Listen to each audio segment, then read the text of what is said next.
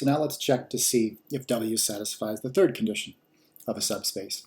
And remember, what we're going to do, we're just going to look at the third condition under the definition, and we're going to start by assuming we've got a vector x in W and assuming that we've got also a scalar k. And then we'll try to show that the scalar product of k times x is also in W. And if we're successful, then we've got our answer, and if we're unsuccessful, then maybe we'll try to see if that property fails. But let's cross that bridge when we get there. Let's start by assuming that we've got a vector x. I'm going to write it out in terms of 4 coordinates, which I'll just label in the usual way. And so we'll assume that that is in W, and that k is in the reals. So we've got some scalar k as well. Well, what does that tell us? That tells us that, pardon me, that x satisfies this condition in the sense that the 4 coordinates, x1, x2, x3, and x4, if we plug them in for w, x, y, and z, they satisfy this condition. Pardon me. So we can immediately conclude, we get this for free, that 2x1 plus x2 minus x3 plus 3x4 is equal to 0. Okay, well, now we want to see if k times the vector x is in W. So what is k times the vector x? Well, it's just you're going to multiply each one of those 4 coordinates by k, and you're going to get kx1, kx2, kx3, and kx4.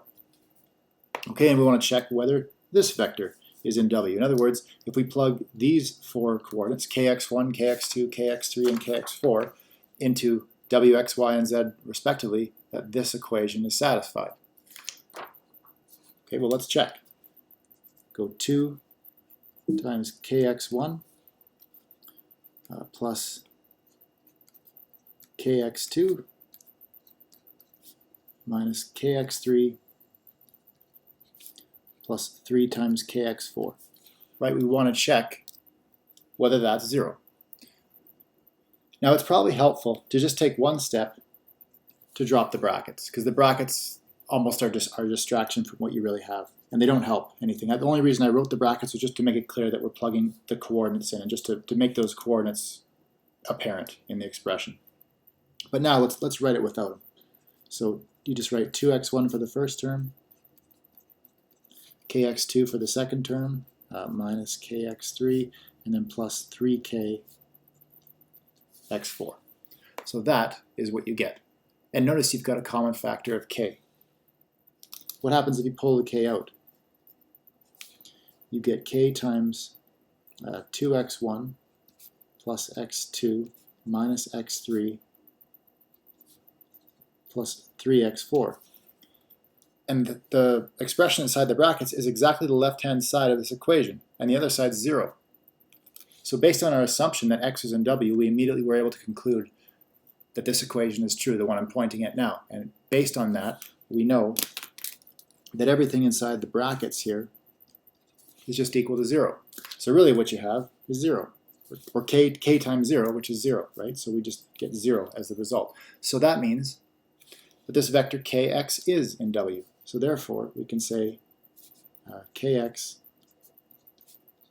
is in W. And just to stick with the pattern that I started on the previous condition, when I actually put the conclusion in green, that's the last part of this argument that we made, where we prove the third condition. So I'm just going to label that with a 3, because this is where we justified the third condition of a subspace. So the answer is yes, W is a subspace because it satisfied all 3 conditions. And remember our strategy at the beginning. We didn't know what the answer would be, right? If we just take a look here again, it said determine if W is a subspace of R-Thor. So we didn't know in advance that this was going to work. But our strategy was to just try and see if it did work. Try to prove it true and see if we're successful. If you're successful, then it is. And we were successful, so it is. Then we can draw our conclusion now and say, therefore, W is a subspace of R4. Okay, so that is the end of that example. But now if, by the way, if we weren't successful, if we got partway through this chain of equal signs and then we just got to something that we couldn't deal with, like look how nice this worked out. We factored out a k. This was exactly what we needed, right? Because that was exactly the left-hand side of this equation. But sometimes it doesn't work out that way. And if it doesn't work out and you start to wonder if it's even possible, maybe it's not. And if the question was worded in an open-ended fashion like this, where it said determine if W is a subspace of R4, and you just can't verify one of the conditions, well, maybe look for a counterexample. Look for the possibility that it might not be true. And by the end of this page, we're going to look at an example like that's more similar to that line of thinking. But for now, we're going to look at something called the trivial subspace of Rn. So for any n greater than or equal to 1, doesn't matter what the dimension of your space is, for any dimension of Euclidean space, you always have this subspace. And what this is, the notation, what it means, is it just says W is equal to the set containing the zero vector. And then the set brackets closed right after that. So really, it's a set with only one vector in it. So how are we going to prove that this is a set? It almost seems weird. It almost seems like it shouldn't be a subspace of Rn if it's only got one vector in it. It seems a bit weird to expect it to satisfy all three of those subspace conditions. But this example says it's supposed to. So we're supposed to show that it does. So let's keep an open mind. Let's just try to prove them one by one. Well, what about the zero vector? That's the first condition of a subspace. It has to contain the zero vector.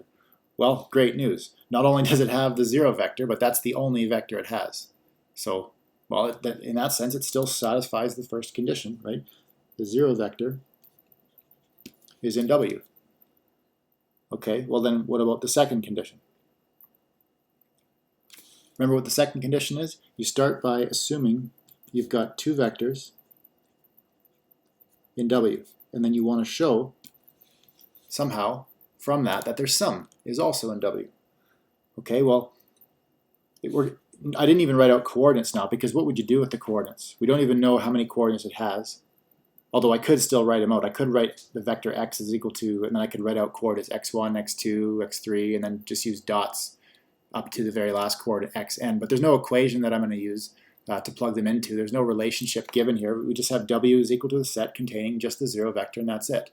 So there doesn't seem to be any purpose in writing out the coordinates, because we're not going to be able to do we're not going to be able to use an equation like this to say anything about them, like we did in the previous example. But what can you say about the vectors x and y? Well, if they're in W, and W only has a single vector in it, what does that tell you about x, for example? X is in W, and x is the set containing only the zero vector. Well, then x must be the zero vector.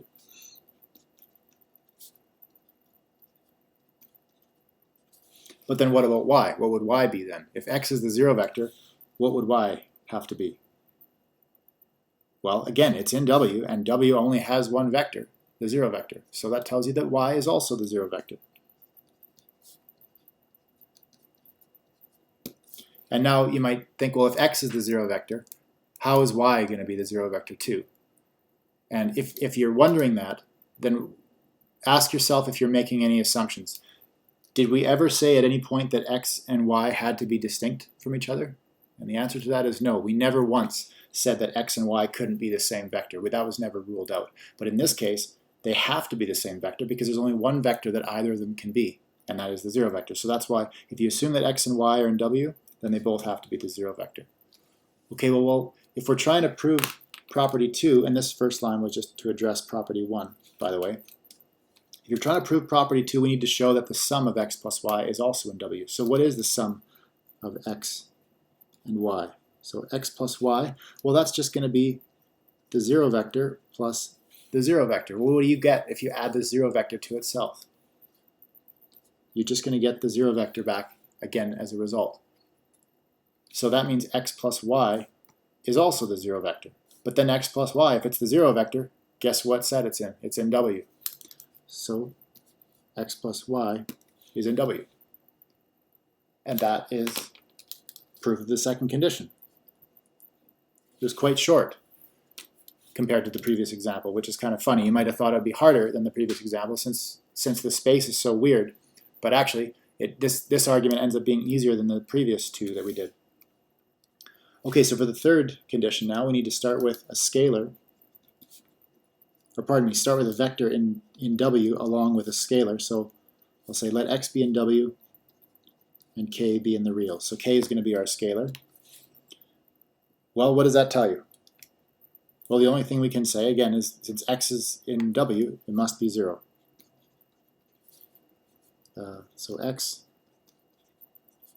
is the 0 vector. What about k times x then? Because remember, the third condition says that if x is in W and k is in the reals, then kx has to also be in W. Well, if x is the 0 vector, then k times x is k times the 0 vector. So what's k times the 0 vector? What do you get if you take the 0 vector and multiply each of its coordinates by some scalar k? Well, all the coordinates of the 0 vector are 0. So if you multiply them all by k, you're not going to change the fact that they're 0. So the result is just going to be the 0 vector as well. But that means it's in W, right? K times x is equal to the 0 vector, and the 0 vector is in W. Okay, so that is the end of the third condition. And again, it seems weird that a set with only one vector in it is going to be able to satisfy all three of those conditions, but it did in a sort of vacuous sense. And there's something unsatisfying about the way this set actually satisfied all those conditions. It's almost like it was cheating in a sense, but that's just why it worked. And we have to accept the fact that it did work. So no matter what dimensional space you're in, you always have this subspace of Rn. But it has a name because it's, well, let me finish the conclusion here. Therefore, W is a subspace of Rn. Okay, so that is your conclusion. And like I said, this has a name, and that's what this remark is going to be. This is called the trivial subspace of Rn, because you always have it, and it doesn't give you anything really exciting. There's nothing interesting about this subspace, so that's why it's referred to as the trivial subspace. There's not really any substance to it, but technically, it gets included by a technicality, basically. So it's called the trivial subspace of Rn. Okay, what about this example down here? Show that U, which is given by this set, is a set of all two-dimensional vectors AB such that A squared is equal to B. And we want to show that this is not a subspace of R2. So you might notice some differences here. First of all, I used the letter U instead of W. Is that the reason that it's not a subspace? No. It can be called whatever you like. You could call it Z. You could call it happy face if you wanted. You could write down a happy face, put a circle around it, and say that that's the symbol you're going to use to represent this set. And that has what the symbol you use to represent it has no effect on whether or not it is a subspace of R2 in this case. What about the labeling convention? I used the letters A and B for the two coordinates of this typical form of a vector. But that's okay, as long as I use those same letters to refer to it over here, that's fine. Right? So that's not a problem either. So that's one of the purposes of this example, is because I've kind of been guilty of just using the same symbol W for every single subspace that we've looked at in this section. But I do want to make it clear that you can use other letters as well. So that's one of the things that this example illustrates. The other thing it's going to illustrate is that this is finally an example where we're showing that something's not a subspace of R2. Now, mind you, our very first example was an example that failed to be a subspace, but it was too easy almost because it failed the easy condition. It didn't contain the 0 vector. If you go back to the very first page, we looked at an example of a subset. I think it was a subset of R2 that did not contain the 0 vector, and it doesn't always work out that nicely. So here's one that's going to be a little bit tougher. So show that this is not a subspace of R2. So always check the easiest condition first, because if it ends up being the first condition that fails, then you'll be glad you checked it, because it'll save you some time. So, well, does this contain the 0 vector? What's the 0 vector in this case? In R2, the 0 vector is the vector with two coordinates. So, and really U is just a set of two-dimensional vectors that have the property that the square of the first coordinate is equal to the second coordinate. Right? That's what this condition is really saying. So if you take the first coordinate and square it, you get 0, and that's exactly what the second coordinate is. So this vector satisfies this criteria, so it is in U. So condition 1 is satisfied.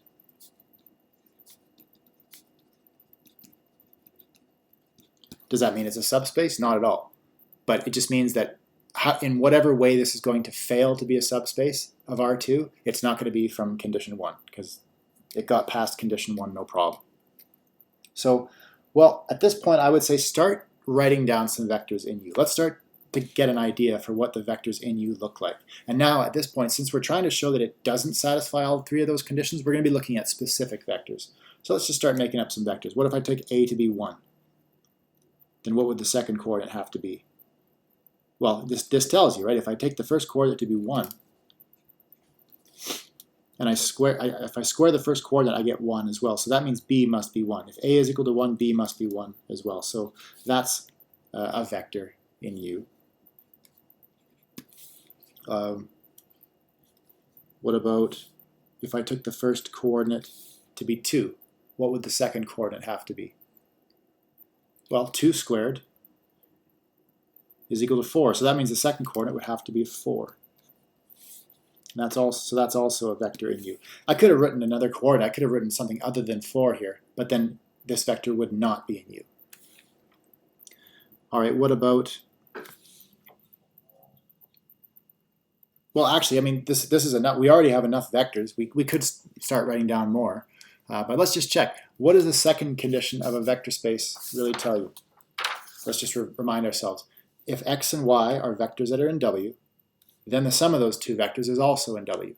Well, we've got enough vectors that we could put that to the test now, because we've got two vectors. Like, think of this as your x and this as your y. So we've got two vectors in U. Is the sum of these two vectors also in U? Let's add them together and check. 1, 1 plus 2, 4. What does that give you if you add those two together? Just do one coordinate at a time. You're going to get 3, 5. Is that in U? How would you check? Take 3, plug it in for A, take 5, plug it in for B, and see if this equation is true. You'd get 3 squared is equal to 5. But that's not true, because 3 squared is not equal to 5. 3 squared is equal to 9. So this is actually not in U. So we've got the sum of two vectors that are themselves in U, but the sum, when we worked it out, ended up not being in U. So that means, let me just say it this way, therefore, condition 2 fails. And, well, do we need to now find an example of when the third condition fails? No.